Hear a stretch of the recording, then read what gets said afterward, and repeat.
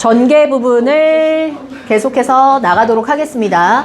자, 아까 방금 문과이과 부분 쌤이 칠판에 있는 판서는 지웠지만 그 대화의 맥을 기억을 다시 하고 고모는 강렬하게 문과를 반대하지.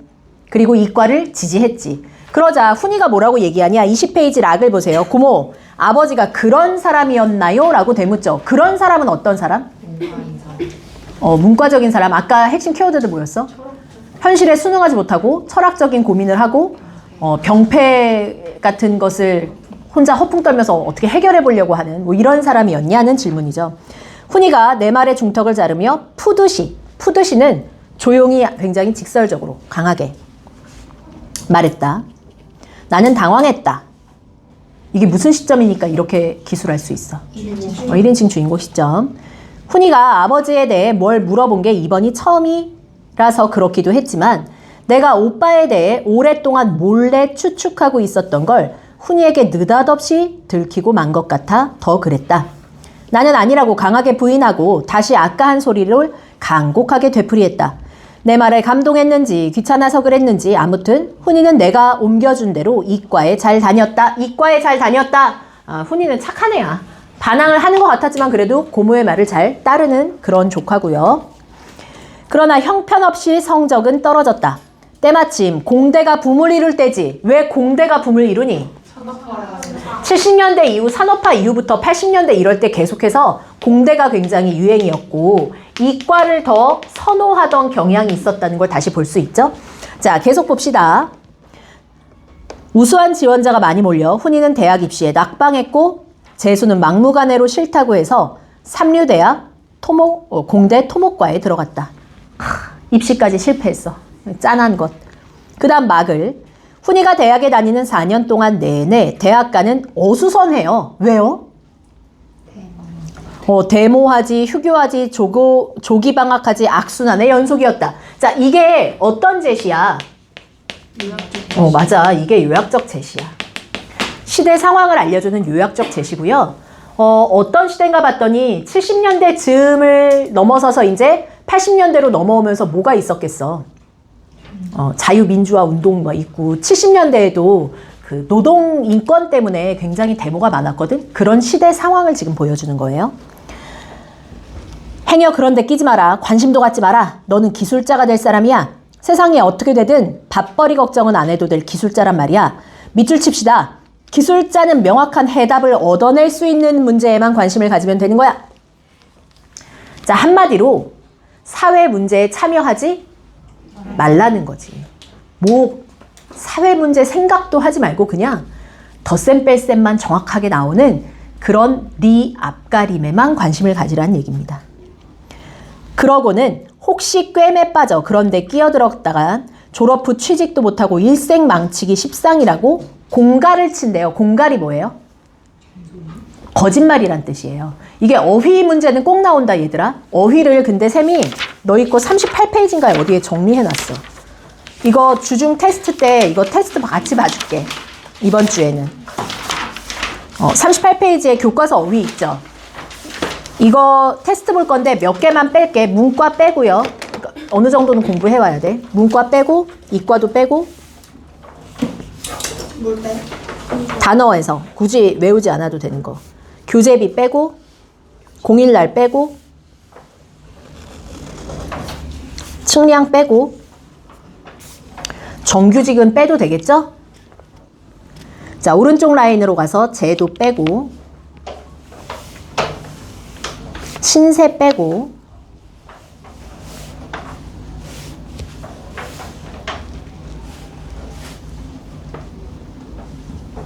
나머지는 다 시험에 나오기 딱 좋은 문제들이니까 나머지는 단어 테스트 같이 합니다. 이번 주에 주중 테스트 때는 38페이지에 있는 어휘 문제, 그리고 음변 문제, 그리고 산나무 문제. 산수유나무가 개정되기 전 교과서 신사고 문학 1-1, 그러니까 2학년 1학기 교과에 들어가 있거든. 그래서 그 당해에 그 교과 썼던 그냥 타학도 기출로 시험 문제 낼 거예요. 그리고 음운 변동도 주변 근교에 있는 학교들 1학년 1학기 문제들이니까 그냥 그대로 그냥 내겠습니다. 아시겠죠? 하지만 명일걸로는 안 넣을 거야. 명일거는 명일것만 따로 모아서 나중에 만들어줄 거니까 그걸로 풀이를 합시다. 자, 이번 테스트 이거 기억하면서 다시 들어가 볼게요. 자, 어디를 읽고 있느냐 하면 20페이지 막을 공가를 쳤고 이후부터요. 너는 꼭 대기업에 취직해서 안정된 생활을 누리고 예쁜 색시를 얻어 일요일이면 카메라 메고 동부인은 함께 동행해서 야외로 놀러 나갈 만큼 재미있게 살아야 한다고 설교를 했다. 이건 누가 원하는 훈이의 삶이라고? 나가 원하는 훈이의 삶이야. 훈이는 한 번도 말대꾸하는 법이 없었지만 거칠고 대담한 그리고 경멸하는 듯한 시선으로 나를 쏘아보았다. 밑줄. 야, 이거 무슨 제시냐? 간접 제시잖아. 훈이의 심리를 드러내주는 거지. 고모에게 반항심을 느끼고 있죠. 그리고 왜 경멸하는 듯한 시선으로 봤을까? 고모가 너무 어떠니까? 강요했지. 강요도 있지만 너무 고모는 뭘 중시하는 것 같아? 물질을 중시하는 것 같으니까 그런 부분에 있어서 뭘 느끼는 거야? 어떤 경멸감을 조금은 느끼는 거야. 그러면 나는 괜히 부끄러워져서 딴전을 보며 짓거려댔다. 나는 부끄러움을 타면서도 야, 그럼 왜 부끄러워 고모는 또? 자기 자신이 너무 어떤 얘기를 하고 있는 거야. 조카 앞에서. 세속적이고 돈만 밝히는 듯한 얘기를 하니까 자기도 지금 부끄러운 거죠. 그럼에도 불구하고 훈이한테 계속 얘기하는 건 훈이가 진짜 안정적인 삶을 살기를 원해서야. 그치? 대학교 졸업반 때 나는 돈의 여유가 좀 생긴 김에 훈이에게 카메라를 하나 사주고 싶어서 의향을 물어봤더니 단호하게 거절하며 하는 말이 고모, 난 카메라면 지긋지긋해. 이가 갈려. 생전 그런 거 안 가질 거야. 라고 하지. 자, 고모가 주고 싶은 카메라의 의미는 아까 뭐라고 했어? 훈이의 안정적인 삶이야. 그치? 카메라의 상징적 의미. 은림이. 오케이? 근데 훈이 입장에서 카메라는 어떤 거야? 강요받는 인생이야. 그쵸? 그래서 고모에게는 훈이의 안정적인 삶을 이게 무슨 비유마죠? 안정적인 삶을 상징적으로 의미하고 훈이는 강요받는 삶을 상징적으로 의미해서 카메라에 대한 둘의 의미가 아주 대립적이죠. 자, 바글로 가보겠습니다. 바글을 지은이가 읽자. 그럭저럭 무사히 졸업하고 입대했지만 곧 의가사 제대를 할 수 있었다. 이제 취직 문제만 남았는데 이것만은 그렇게 쉽지가 않았다. 대기업은커녕 착실한 중소기업의 문턱도 낮지는 않았다. 자, 여기서 볼 수 있는 사회상. 대기업은커녕 착실한 중소기업의 문턱도 낮지 않대. 그러니까 들어가기 힘들잖아. 그러니까 뭐가 되게 심했다는 거 알 수 있어. 그렇지. 취업난이 굉장히 심한 사회상이구나. 옛날엔 그리고 애들도 너무 많이 낳았어. 한 집에 막 3, 4명씩 낳았거든. 오죽하면 선생님 어릴 때는 국가에서 사회적으로 뭐 그런 운동을 했대. 두 명만 낳자 뭐 이런 운동. 그래서 트럭 같은 거에 노래가 나왔대. 샘은 태어나기 바로 전이니까 정확히 모르지만 선생님을 엄마가 임신했을 때쯤 그 노래가 흘러나온 거야. 나 셋째인데. 전에 무섭지. 엄마가 노래가 나올 때마다 이 새끼 나을까 말까. 그럼 나는 실 속에서 씨발 한 번만 살려주세요. 구신 제가 열심히 하겠습니다. 이거 말. 그래서 겨우 태어난 거야 내가. 자, 그런 세태를 보여주고 있다. 그 다음 계속해서 보자. 지은이 계속 읽어. 막상 취직 문제에 부딪히고 보니 남의 떡이 더 커 보이는 식으로 이공계보다는 인문계 출신의 문호가 훨씬 넓어 보이는 게 우선 나로서는 적잖이 속상한 일이었다. 그래도 다행인 건 훈이가 그런 문제에 나를 원망하려는 기색이 조금 더 안 보이는 거였다. 말없이 고분고분 취직 시험을 수없이 보고 보는 족족 떨어졌다.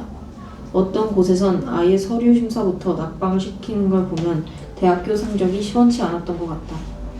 어머니와 나는 한 번도 훈이가 대통령이나 장군이나 재벌이나 판검사나 그런 게 되기를 바란 적이 없다. 정직하게 벌어먹을 수 있는 기술 가르쳐 대기업에 붙여 공일날 카메라 메고 야외에 나갈 만큼의 사람 사는 낙을 누릴 수 있기를 바랐을 뿐. 자, 진짜 이 정도면 이 고모도 집착 쩔지 않냐? 공일날 밑줄 쳐봐. 그놈의 카메라 씨발. 아이 진짜. 카메라를 메고 야외에 나갈 만큼의 사람 사는 낙을 누릴 수 있기를 바랄 뿐이다. 자, 그런데 그것도 잘 안 되죠. 쉽지 않죠. 계속 읽자. 취직 시험을 하도 여러 번 치르니 보러 가기도 보러 가라기도 점점 서로 미안하게 되었다. 2년 가까이를 이렇게 지겹게 보내던 훈이 어느 날 나에게 해외 취업의 길을 뚫을 수 있을 것 같으니 교재비로 돈을 좀 달라는 당돌한 요구를 해왔다. 자, 교재비로 돈을 달라는 요구를 하는 거 보니까 훈이의 성격 우리가 이 행동을 통해서 알 수 있어요. 간접 제시예요. 어떤 성격? 나름 자신의 삶에 적극적이지, 진취적이지.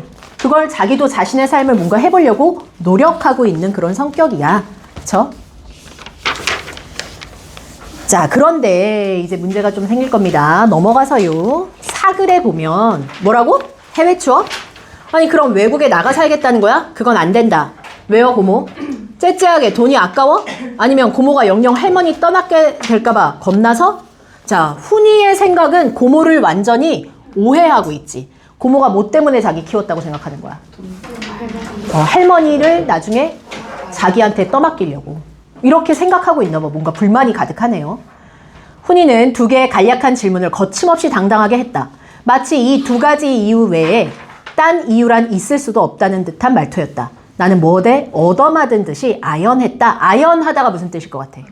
아찔하고 당황스러워서 멍해진 거야. 글쎄, 어떻게 설명을 할 수 있을 것인가? 그 녀석이 꼭 이 땅에서 내 눈앞에서 잘 살아주었으면 하는데 간절한 소망의 참뜻을 지랄같이 무책임한 전쟁이 만들어 놓은 고아인 저 녀석을 온 정성을 다해 남부럽지 않게 키운 게 결코 내 어머니를 떠맡기고자 함이 아니었음을 어떻게 납득시킬 수 있담? 제가 잘 되고 잘 사는 것으로 다만 그것만으로 자 밑줄 칩시다. 나는 내가 겪은 더럽고 잔인한 전쟁에 대해 통쾌한 복수를 할 수 있고 그때 받은 깊숙한 상처의 치유를 확인받을 수 있다는 걸 어떻게 저 녀석에게 알릴 수 있을 것인가? 밑줄. 여기가 주제이자 굉장히 중요한 고모의 그 집착의 이유를 알 수 있죠. 자, 보면 얘들아.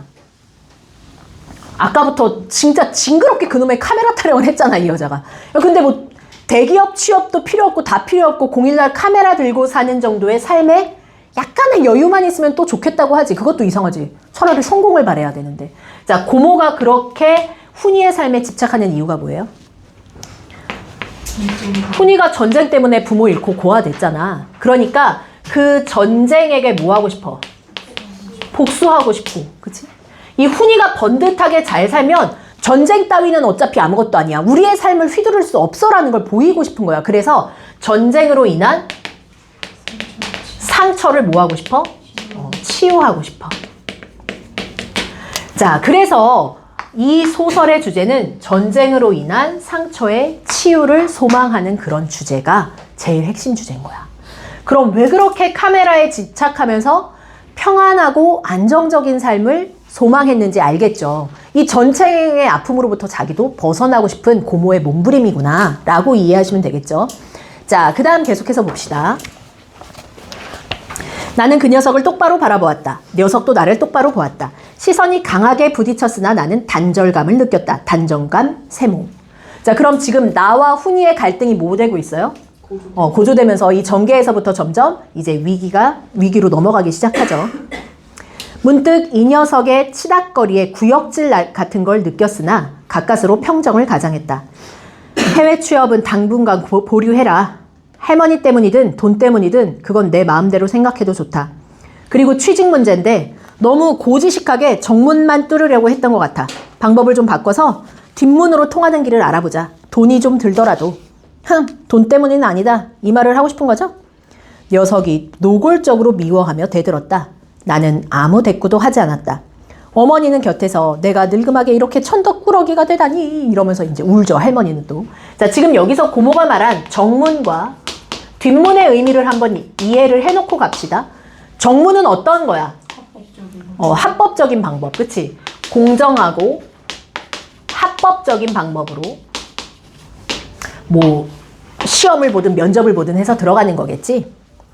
자, 그에 비해서 뒷문은 뭐겠어요?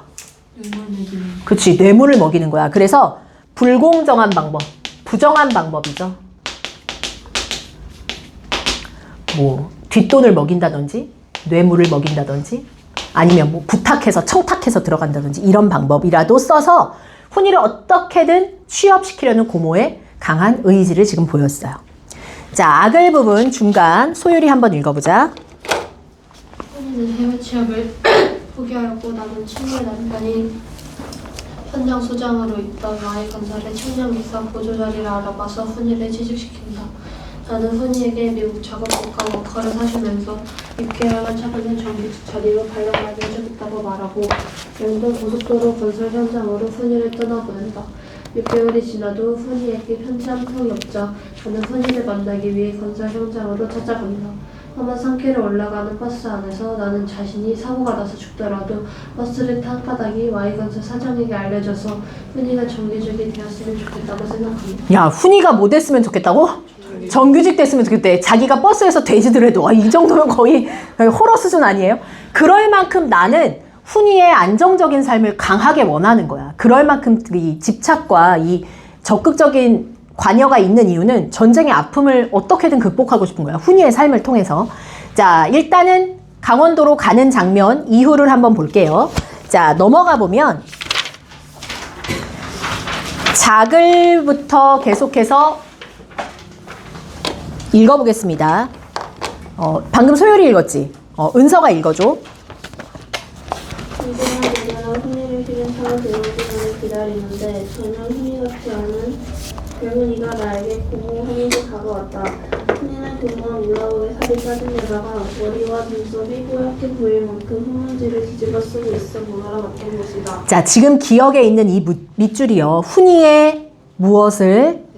외양을 묘사하는 장면. 그럼 훈이의 상황이나 고단한 삶을 직접 제시, 간접 제시, 간접 제시. 그치, 외양 묘사로 알려줬고요. 계속 읽어보자. 나는 훈이를 확인하자마자 반가움과 노여움으로 뒤죽박죽된 격정으로 격정이 뭐냐면 강한 감정, 격한 감정으로. 용기되었다. 망할 녀석 이렇게 잘 있으면서 없음을 엽서한 적이 없니? 훈이는 아무런 대꾸도 안 하고 앞장서서 개울로 갔다. 세수를 하고 꽁무니에서 깨끗제한 수건을 떼다가 얼굴을 부분 문질렀다. 수건에서 너무 역한 신내가 나서 나는 얼굴을 찡그렸다. 야, 꽁무니에서 꾀제제한 수건 밑줄, 역한 쉰내 밑줄. 방금 아까 몰라보게 살이 빠졌어, 먼지가 뽀얘, 꾀제제한 수건 이런 건 무슨 심상이죠? 그렇지, 시윤이 맞췄어. 시각적 심상입니다. 그치? 근데 쉰내는 이거 후각적 심상. 거기다가 이거 와. 후각적 심상이죠. 그럼 다양한 심상을 통해서 훈이가 어떤 삶을 산다는 거 알려주죠? 개고생, 고단한 삶을 살고 있다는 거 기억해 두시면 되겠습니다. 계속 읽어줘. 훈이가 뜬물을 웃으며 희미하게 웃었다. 이제야 제 살갗을 드러낸 얼굴은 옹기그릇처럼 광갈색의 광택이 났고 드러난 이빨만이 징그럽도록 선명하게 휘었다. 어디로 좀 가자꾸나. 주인님한테 얘기하고 또 왜 재밌는 거야? 왜 남의 고통을 즐기는 거야 지금 변태처럼? 이 새끼 퇴근 못한다 막 이러고 왜 좋아하는 거야 지금 여기서? 밤일이 있어가 되게 중요한 게 이 밤일이 있어가 얘가 딴 데 가서 알바하는 게 아니라 퇴근하고 잠깐 저녁 먹고 다시 또 이어져서 일을 또 하는 거야. 자, 그러면 이때 당시에 노동자의 삶이 어디에다 쓸까? 그냥 여기다 쓸게요. 노동자의 삶을 단적으로 보여주는 건데, 야, 이건 뭐 아침부터 밤까지 일을 해도 끝이 없지. 그러니까 너무 힘든 거야. 어떤 삶이다? 고단하다는 거. 그리고 노동력을 굉장히 뭐 하고 있다는 거? 착취하고 있다는 것도 어느 정도 인지해 두시면 좋겠어요. 자, 그리고는 사무실로 들어가죠. 지금 나와 훈이가 처음 어디 앞에서 만났어? 사무실 앞에서 만났어. 그치? 그런 다음 차글로 가서 저녁 어디서 먹지? 야, 네 하숙집이나 가서 닭 한 마리나 잡아달래서 먹으면 안 될까? 진부까지 나가서 먹지 뭐 하고, 진부는 지금 어디냐면 지금 고덕동에서 한 1000호쯤 나가서 번화가 찾아서 가는 거야. 1000호? 아니면 하남 미사? 뭐 이런 데 가서 밥 먹지 뭐 이러는 거야. 계속 읽어볼게요. 진부에 특별히 음식 잘하는 집이라도 있니? 아니요. 그냥 진부까지 나가보고파서 할 수 없이 다시 진부로 나왔다. 손바닥만한 진부의 야경에 훈이가 사뭇 휘황해하고 흥분까지 하고 있다는 걸 알 수 있었다. 자, 훈이의 이 태도를 통해서 알 수 있는 것은 훈이의 어떤 삶? 밖에 나와보지도 못한 거야. 그 가까운 동네에도 나가서 뭐 밥 한 끼 제대로 먹어보지 못한 거야. 그러니까 막 신나하죠. 너는 이까지 때도 자주 나와보지 못하는 게로구나. 낮에 보니 너희 회사 사람들이 널렸더만. 그런 사람들은 기술직이 아니야. 관리직이나 그 밖에 빈들댈 수 있는 직종이야. 수두룩하니까. 자, 기술직이 아니라 뭐 하는 사람들만 이렇게 나와서 놀 수 있어? 관리직만. 야, 그러면 기술직이랑 관리직이랑 뭐가 되게 심했던 거야? 차별이 좀 심했던 거고, 기술직에 대한 부당한 대우도 굉장히 심했다는 거 알 수 있죠. 그러면 이런 불평등한 사회를 칭찬하는 거겠니, 은림아? 비판하는 거겠니? 지금 은림이 목소리였어? 비판. 이거? 정말? 여기 어디서 들렸는데 개 무섭네. 여기서 나온 거야? 제 목소리. 그치? 니지? 깜짝 놀랐는데 목소리 여기서 나왔는데 은림이 오니까 어디지? 막 불평등한 사회를 보여준다는 거 기억해 두시고요. 아이고, 그까짓 공사판에도 이러지. 이게 무슨 뜻이냐면, 야, 그까짓 공사판에도 뭐 차별 대우를 하냐? 이 뜻이거든. 그러니까 고모가 너무 훈이의 직업을 뭐 하는 거야? 무시하지. 그러니까 훈이가 빡치니까 A박스에 뭐라 그래? 아, 예, 그까짓 공사판에도요. 이러면서 이제 화가 났죠. 녀석이 갑자기 씹어뱉듯 말했다. 그리고 말없이 불고기집으로 들어갔다. 한증마처럼 후덥지근한 속, 여기저기 지글대는 고기 냄새에 나는 구역질을 느꼈다. 그러나 훈이는 밑줄 쳐 땀을 뻘뻘 흘리면서 무섭게 먹어댔다. 식성이 까다롭고 소식이었던 훈이로만 알고 있던 나. 밑줄. 야, 훈이는 원래 잘 안 먹던 애인 거야. 그리고 식성도 이건 뭐 어때? 막 이러면서 잘 안 먹던 애인데 갑자기 개돼지처럼 막 이러면서 먹잖아. 왜 그래? 훈이가 어떤 삶을 산다는 거. 굉장히 고단하게 음식도 잘 먹지 못해가면서 산다는 이런 고단한 현실을 보여주는 장면입니다. 자, 그 다음 카글로 가서요. 카글을 읽어봅시다. 아까 지금 방금 은서가 읽다가 끊겼니? 맞지? 시윤이가 이어서 도대체 어디가 웃겼던 거니? 아직도 궁금한데 나중에 알려줘. 자, 시윤의 카글 읽어보자. 식사가 안 되는 거지. 하식집에서 전문적으로 식사는 회사 식당에서 하는 걸. 그래 그럼 식사는 거저겠네. 거저가 뭐야? 등급에서 꼬박꼬박 제해. 등급은 얼마나 되는지 식사에 가장 궁금했던 건 이제야 자연스럽게 물었다. 거지는 3만원 되지만 식비 빼고 하숙비 주고 나면 몇 천원 떨어질까 말까야. 가끔 소주 파티에 빠질 수도 없고 그 재미도 없인 정말 무참을 내겠는 걸 뭐. 집에다 돈 붙여달라는 소리 안 하는 것만도 내 딸의 큰 안간 힘이라고. 그래 회사 식당은 식사가 뭐가만 하루 기똥차지 기똥차. 이거 얻어먹고 꿀때 내고 하루 몇십 개씩 성공을 누리는 나도 기똥차고. 자, 기똥차지 기똥차. 야, 진부에서 이제 고깃집에서 고기 먹으면서 얘기하는 대화인데 기똥차다는 게 원래 긍정적인 거야, 부정적인 거야? 되게 긍정적이야. 와, 진짜 대단하다, 멋지다 이런 표현이어야 되는데 회사 식당 음식은 어떻대? 기똥차다는 건 너무 어이없을 만큼 형편없다는 걸 어떤 표현으로? 반어적 표현입니다, 여기서. 그래서 반어적 표현, 이거 어디다가 쓰지? 그냥 따로 안 쓸게요. 반어적 표현입니다. 이 반어적 표현은 노동자의 삶의 현실이 굉장히 어떻다는 걸? 열악하다는 걸 알려주는 구절이에요. 먹는 거, 자는 거, 입는 게 인간의 기본이잖아. 그게 제대로 안 되는 거야. 자, 그 다음 시윤이 계속 이어서 말 안 해도 그 지칠 줄 모르는 시력과 개걸스러운 먹음새는 거저 알만 했다. 하여튼 자식들 사람 부르는 솜씨도 기똥차게 악랄하다고. 아침 7시 씻어부터 풀때 메고 헤맬 때 안 헤맬 때 다 헤매다 기진맥진 돌아온 놈에게 그 지독한 저녁을 먹이고 또 밤일을 시켜가면서도 주임의 과장의 소장이 번갈아가며 연방 공가를 친다. 공가를 친다는 게 아까 무슨 뜻이었지? 거짓말하는 거잖아. 그럼 너희 생각해봐. 공사장에 애들한테 일 시켜놓고 작업반장들이랑 어떤 거짓말을 하는 거야? 정규직으로 올려줄게. 또 뭐 있겠어? 지금 너희가 잘하고 있다, 못하고 있다? 잘하고 아니, 못하고 못하고 있다. 너희 지금 이렇게 하면, 지금 너희 때문에 지금 우리 회사가 손해가 막 심하고, 너희 어저께 일한 거, 그거 다른 팀에 비하면 내게 조금 이랬고, 계속 이런 식으로 거짓말을 하니까 힘들어도 힘들다고 말을 할 수가 없지. 계속 눈치 보면서 계속 개처럼 일하게 되는 거야. 자, 여기에서요, 식욕과 개걸스러운 먹음새라는 행동을 통해서 노동자의 열악한 상황 보여주죠. 한 칸 및 사람 부리는 솜씨 또한 기똥차게 악랄하다라고 얘기하잖아. 거기서부터 이렇게 탁을 앞에까지, 탁을 그 끝까지, 아니 탁을까지는 아니고 탁을 요 앞에 카의 마지막까지 묶으면 지금 여기서부터는 훈이가 생각하는 회사에 대한 생각이거든. 근데 그걸 봤을 때 훈이가 이 관리자들에 대해서 긍정적인 태도가 아니라 어떤 태도가 나오겠어? 부정적인 태도가 나올 거야.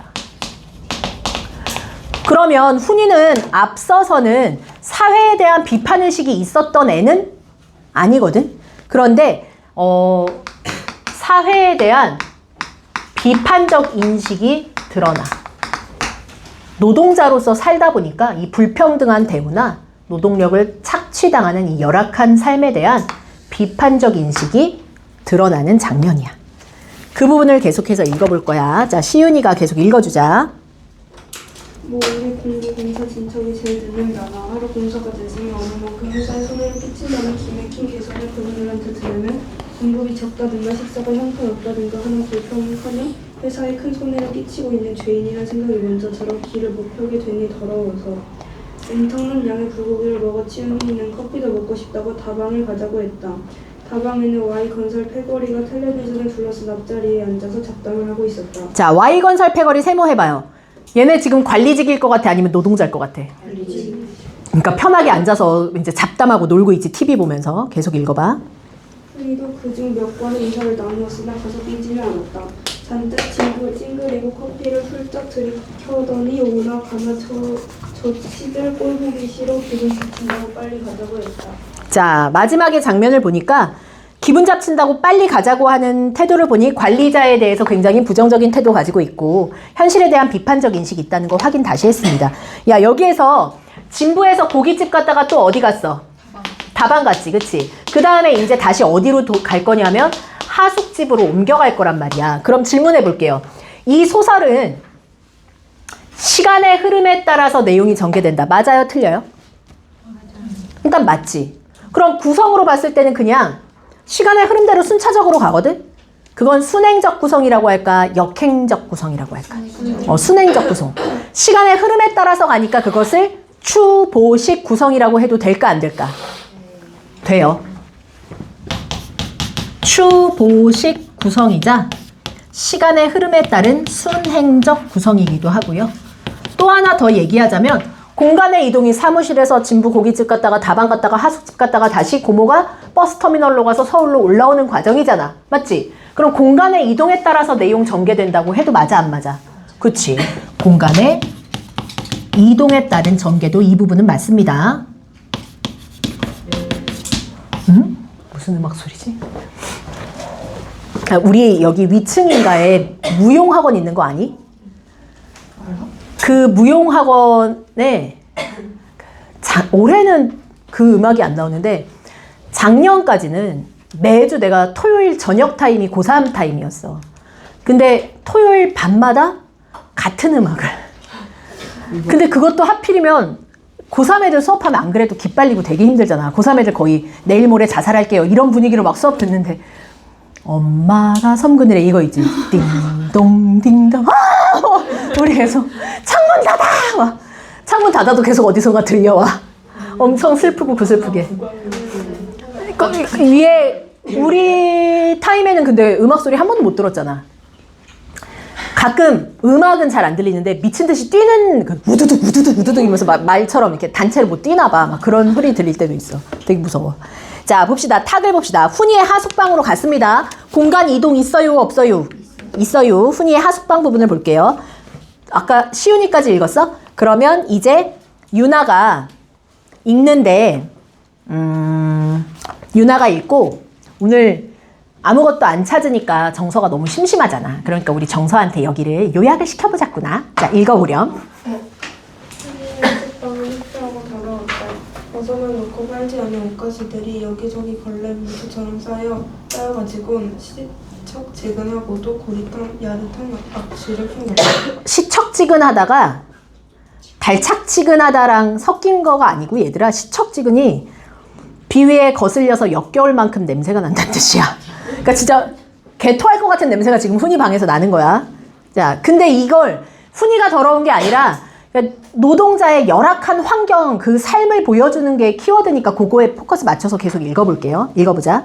그러나 워커를 벗어던진 흔히 발에서 풍기는 악취에다 대면 아무것도 아니다. 사람이 빨래 안 하고 청소 안 하면 배시감도 못 볼 것 같았다. 좀 씻고 자렴. 그러나 씻기는커녕 옷도 안 벗은 채 아무렇게나 쓰러지더니 코를 보기 시작했다. 자, 옷도 안 벗고 아무렇게나 쓰러져서 잠들죠. 이것도 역시 고단하고 열악한 삶을 의미합니다. 계속. 나는 나 누울 곳을 마련하기 위해서라도 방을 대강 치워야 했다.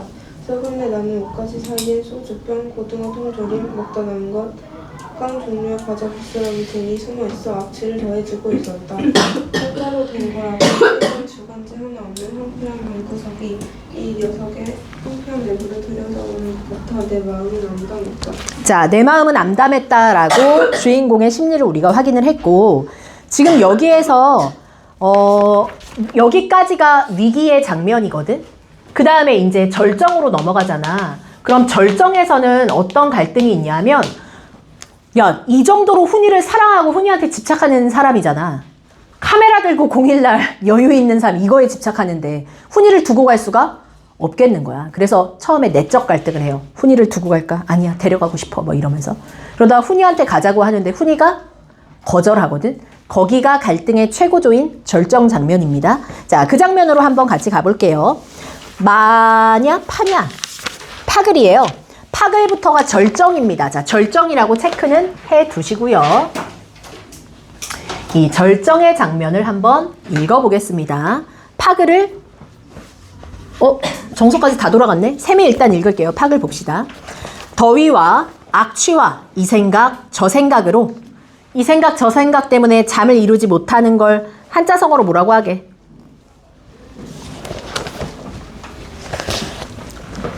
재수 없으면 물어볼 수도 있으니까 그냥 하라. 전전반측이란 말 들어봤나? 들어봤어요? 이런 거. 엎치락 뒤치락 하느라고 잠을 들지 못한다. 그럼 무슨 갈등하고 있는 거야, 고모가? 내적 갈등하고 있는 거야, 지금. 한잠도 못 잔 나는 주인 여자가 일어난 기척을 듣고 따라 일어나 그동안 신세가 많았다고 치하는 칭찬 하기도 하고 자기소개도 했다. 주인 여자는 시골 여자답지 않게 냉담하고 도도하게 신세진 거 하나도 없어요. 띠로리. 자, 이 여자의 성격 어떤 것 같아요? 차갑지. 냉정하고 냉담하다라는 걸 느끼죠. 행동과 대화를 통해서 지금 보여준 거야. 그치? 간접 제시고요. 같은 말이라도 아다르고 어다르다고, 이건 겸사는 겸손한 말이 아닌 돈 받고 하숙치는 관계일 뿐 신세 주고받는 관계가 아님을 강조하는 말투였다. 나는 더욱 훈이가 안쓰러워지면서 자꾸 마음이 약해지고 있었다. 우선 산더미 같은 빨래를 게을러 날랐다. 비누가 없어 한길가 자파상에 갔더니 생소한 업체의 제품인 생선 비린내가 역한 비누가 한 장에 100원씩이나 했다. 비누 동글. 자, 일단은 여기에서 이 비누라는 소재가 등장을 했는데 이 소재를 좀 이해를 하려면 지금 여기 강원도 산골이 도심지냐 아니면 완전 시골이냐? 시골. 완전 시골이거든? 완전 시골에 갑자기 대형 공사판이 생겼으니까 여기저기에서 노동자들이 엄청 많이 와서 하숙치고 살 거 아니야, 그치? 그럼 여기 있던 동네 작은 슈퍼들, 그럼 여기는 할머니 할아버지가 잊지도 못할 슈퍼를 하게 된 거지.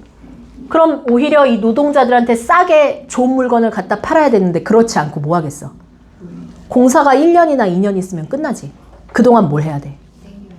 바짝 당기는 거야. 그래서 아주 안 좋고 질도 안 좋고 싸구려 물건을 들여다가 아주 비싸게 파는 거야. 그렇게 폭리를 취하는 걸 보여주는 거지.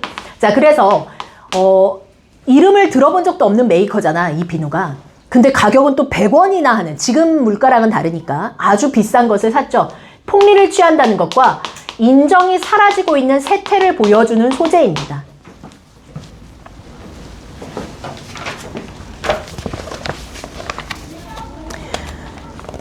비누를 사가지고 와서 나는 선뜻 빨랫거리를 물에 담그지 못하죠. 왜냐하면 빨래를 지금 다 적셔놨다가 훈이 데리고 서울 올라가게 될까 봐 고민하는 거야, 지금.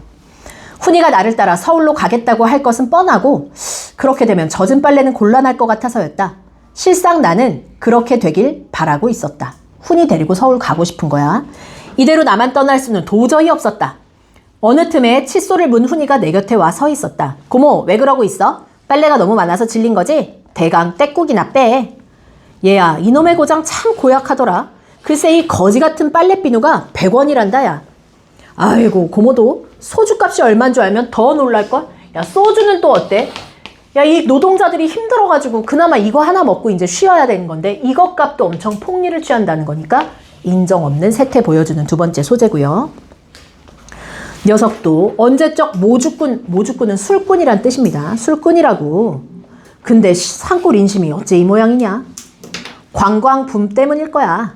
바로 여기가 오대산 월정사 입구거든.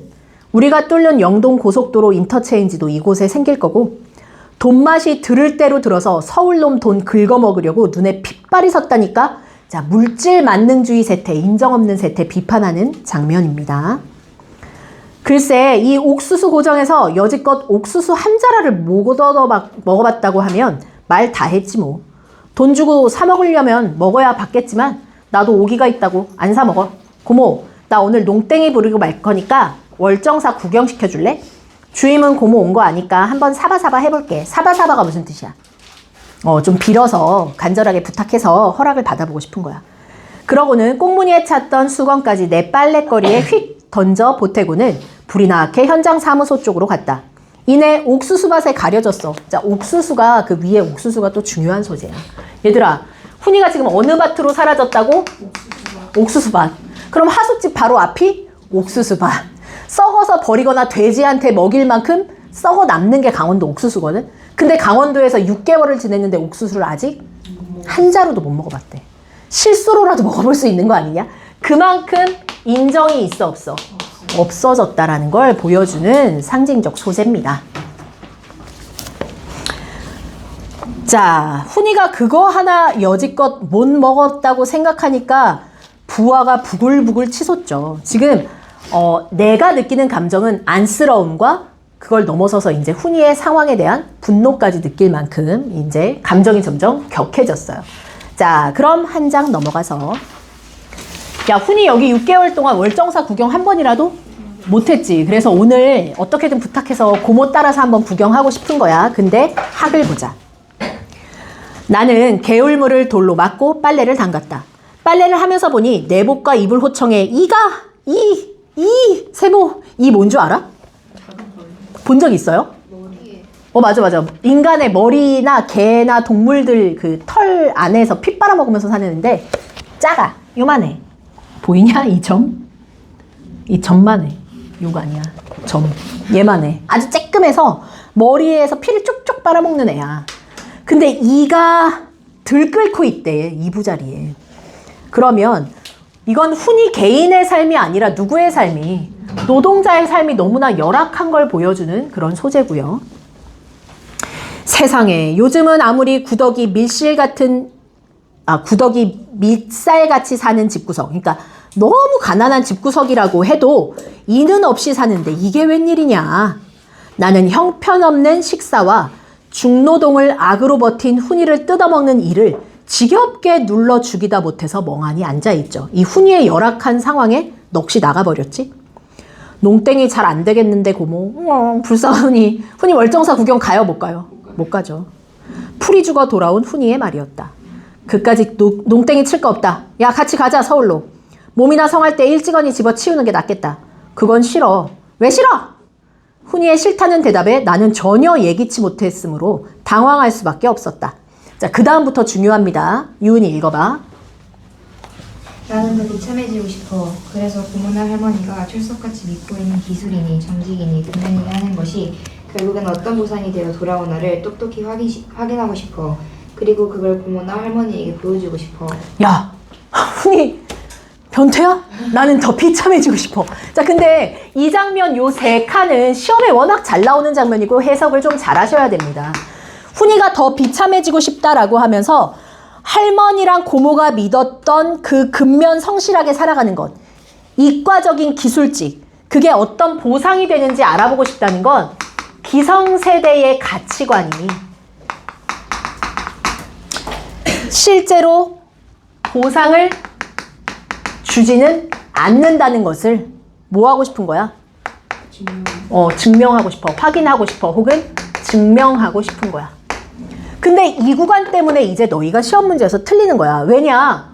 그럼 쫄딱 망해서 씨발 봤지 내가 망하는 거. 이거 봐. 당신들의 말이 틀렸어. 이러고 싶은 거냐? 그건 또 아니야. 그 다다음 구간에 계속 볼 건데 그걸 우리한테 보여서 어쩌겠단 거야. 그걸로 우리한테 복수를 하겠다는 거야. 나는 훈이 말에 무섬증 같은 걸 느꼈기 때문에 흥분해서 악을 쓰고 덤비죠. 얘들아, 이 장면이 갈등의 뭐야? 최고조인 절정인 장면인 거야. 이해됐지? 지은이가 이어서 A박스 부분 읽어봐. 고모, 그렇게 흥분하지 마라. 나는 다만 고모가 꿈이고 고모가 애써 된 이 일의 파국을 통해서 고모와 할머니로부터 그리고 이 나라로부터 순조롭게 노련할 수 있기를 바라고 있을 뿐. 자, 순조롭게 노연할 수 있기를 밑줄 일단 쳐놓고 계속 읽어볼게요. 그렇지만 고모, 오해는 마. 내가 파국을 재촉하고 있다고 생각하지는 마. 나는 내 나름으로 이곳에서의 일에 최선을 다하고 있어. 그러노라면 누가 알아? 일의 고모의 당초 계획대로 잘 풀릴지. 나도 어느 만큼은 그쪽도 원하고 있어. 고모의 당초 계획대로 잘 풀릴지 나도 어느 만큼 그쪽도 원하고 있어. 밑줄. 파국만 원하는 거 아니야. 너희 오해하면 안 돼. 그럼 칠판 봐. 지금 훈이가 바라는 삶은 어떤 삶이냐 하면 기성세대의 가치관이 보상을 주지 못한다는 걸 증명하고 싶은 마음도 있고 또 한편으로는 이 나라와 고모로부터 벗어나고 싶다는 데 밑줄 쳤지. 한마디로 자신의 삶을 어떻게 살고 싶은 거야? 자유롭게 살고 싶어. 강요당하고 싶지 않아. 누가 시키는 대로 살고 싶지 않아. 그리고 계획대로 잘 풀리기를 원하죠. 그러니까 자신의 삶을 어떻게 살고 싶으냐? 적극적으로 개척해 나가서 보란 듯이 자기도 성공하고 싶어. 그치? 행복을 찾고 싶어. 라는 생각도 가진 거야. 무턱대고 기성세대의 가치관이 틀렸다는 걸 증명하기 위해서 내 삶이 망하기를 원하는 게 아니야. 그걸 증명함으로써 오히려 자기가 자유롭고 싶고 그리고 또한 자신의 삶을 적극적으로 살아서 자기도 행복하게 성공한 삶을 살고 싶은 마음이 있는 거예요. 자, 그 다음부터 계속 이어서 읽어볼게. 소율이 읽어봐.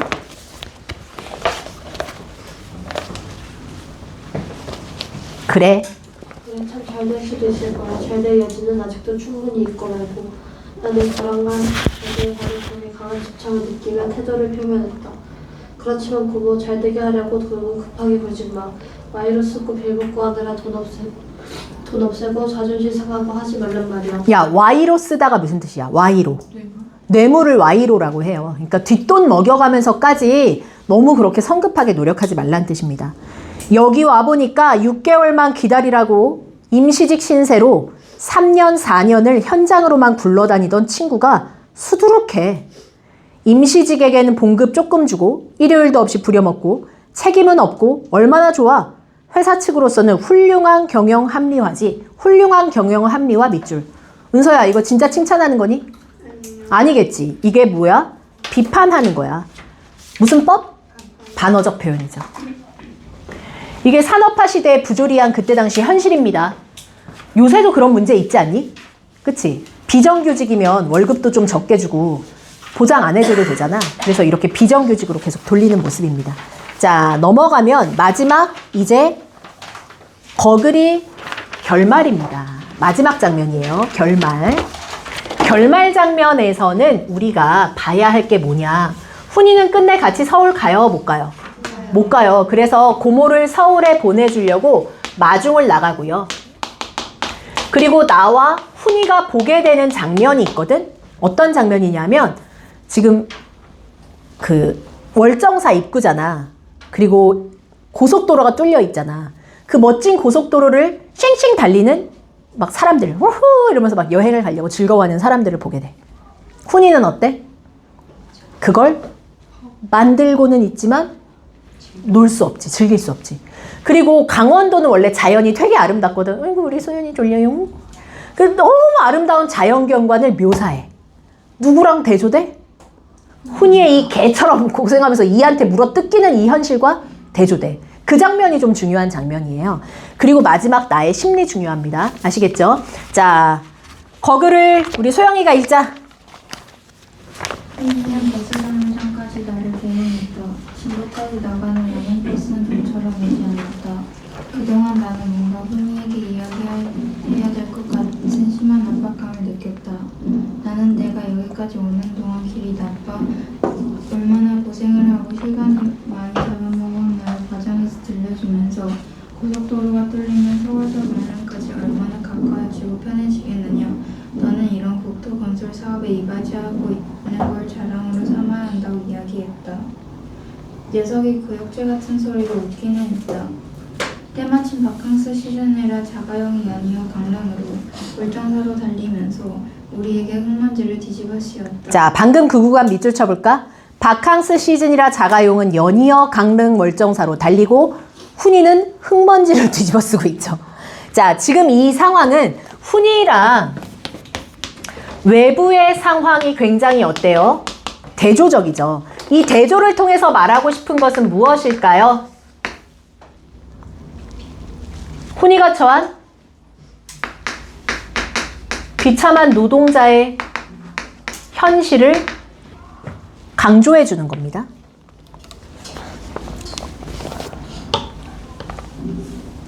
자, 계속 이어서 읽자. 훈이가 한몫 참여한 영동고속도로가 개통되면 더 많은 자가용과 관광버스가 그 위에서 쾌속을 즐기겠지. 훈이도 그 생각을 하면서 웃기는 했을 생각을 하고 나는 내가 한 말에 심한 부끄러움을 느꼈다. 드디어 버스가 오고 나는 그것을 혼자서 탔다. 나는 훈이에게 몇 번이나 돌아가라고 손짓했으나 훈이는 시골 버스가 떠나기까지의 그 지루한 동안을 워커에 뿌리라도 내린 듯이 꼼짝 않고 서 있었다. 워커 동글. 자, 앞에서도 워커가 나오긴 했는데 그 냄새나고 되게 더러운 워커 나왔었지. 야, 아까 얘기했잖아. 이 제목 카메라와 워커에서 워커는 노동자로서의 훈이의 이 고단한 삶을 상징적으로 표현해주는 소재라는 거 다시 한번 강조하고요. 그 다음 이어서 보면 나는 그게 보기 싫어서 먼데 딴 데를 보았다. 자, 그 다음부터 중요한 자연 경관 묘사 들어갑니다. 논의 벼는 비단폭처럼 선연하게 푸르고 옥수수밭은 비로드가 비단이에요. 비단처럼 부드럽게 푸르고 먼 오대산 연봉의 기상은 웅장하고 오대산에서 흘러내린 맑은 물이 도처의 냇물과 개울을 이루고 있다. 야, 산이 푸릇푸릇하지, 멋지지, 그치? 그리고 맑은 물이 쫙 흘러서 막 온 마을을 휘돌지. 아니, 이 자연 경관과 역시 훈이의 삶은 어때?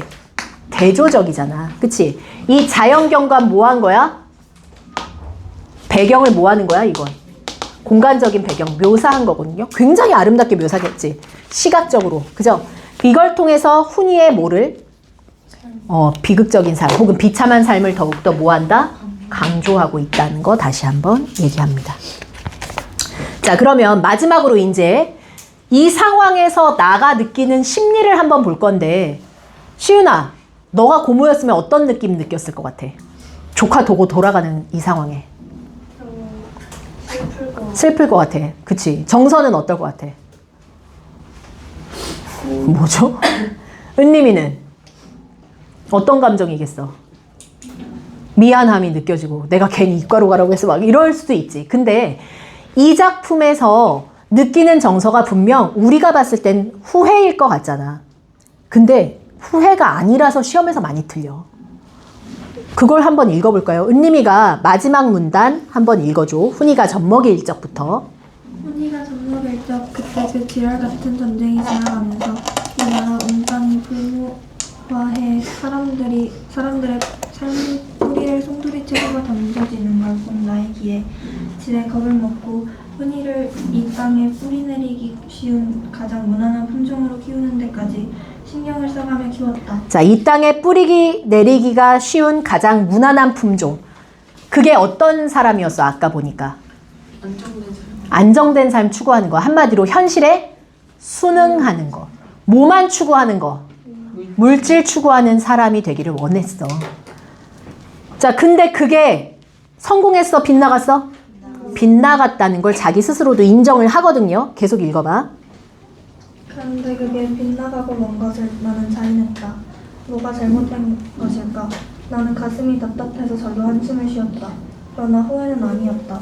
훈이를 키우는 일 지금부터 다시 시작할 수 있다면 이러이러하게 키우리라는 새로운 방도를 전혀 알고 있지 못하니 후회라기보단 혼란이었다. 후회라기보단 혼란이었다에 밑줄 치세요. 후회가 아니라 내가 잘못 키운 건 알겠잖아. 한데 다른 방법은 또 뭐가 있을지 전혀 모르겠는 거야. 안정적이고 평안한 삶을 추구하는 거 말고 다른 무슨 방법이 있을지 전혀 모르겠어서 혼란함을 느끼면서 끝납니다. 자, 이게 현대소설의 특징이에요. 반드시 행복한 결말로 끝나지는 않습니다. 34페이지에 학습활동을 들어갈 건데요. 1번에 카메라 워커에 나타난 사건 전개 과정을 통해서 제목의 의미 파악해보자지. 자, 제목의 의미 파악하기는 서술형으로 나오는 단골 문제입니다. 자, 이 네모 박스 표 아래에다가 각자 카메라와 워커라는 이 제목의 의미를 한번 기술해 보겠습니다.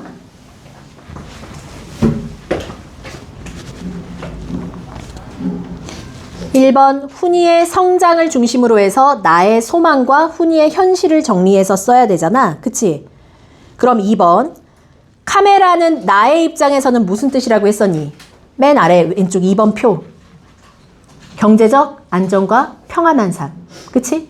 훈이 입장에서 카메라는 뭘 의미해요? 기성세대에게 강요받는 삶. 자, 워커는 나에게는 고단한 노동과 무시받는 가난한 삶. 훈이에게 워커는 그래도 스스로 감당하고 마지막에 훈이가 되게 의지적이었지. 자신의 삶을 주체적으로 살아서 성공하고 싶은 훈이의 의지가 드러나는 소재입니다. 자, 제목의 의미를 한번 읽어보고 각자 기술해보세요. 맨 밑에.